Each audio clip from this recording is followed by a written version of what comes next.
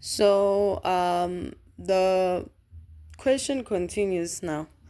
We have ionized this thing in water, this acid, this aqua solution. Okay, it wasn't stated whether it's an acid or what. They just said complete ionization of H2SO4. So the question now says calculate the mass of NaOH added to the H2SO4 solution. Assume that the volume of the solution does not change.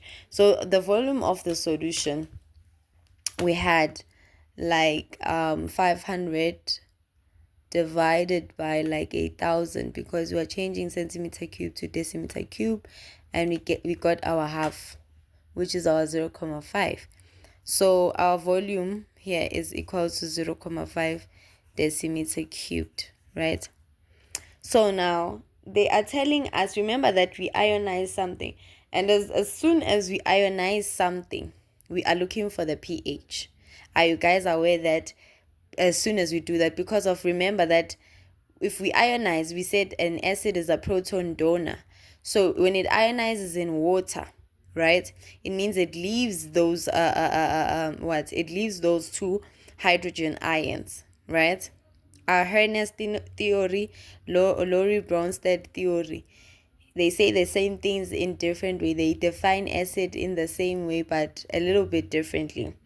So when it starts to ionize, guys, when it starts to ionize, we now know that we are speaking about the pH, because of when something ionizes now, based on it being an acid, we are now looking for the extent of acidity that is inside that solution. So we are going to be doing a pH. So pH will be equal to a negative log our H3O plus, right? That is our pH that we will be looking for, right? And then we were told, remember that we were told that our pH is 1,3, right? So we're going to substitute that 1,3 here. 1,3 equals to the negative log H3O plus. Then you know that there's a base, right? There's a base that we use, which is 10. And then we substitute our pH. It's going to be a negative there. 1,3. It's just the way that it is. We have a base of negative log, right?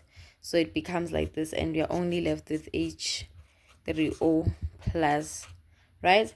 And then moving on, when you punch this in your calculator, you just get your calculator, you punch your 10 raised to the power minus 1,3, and you're going to get your what? Your 0.05.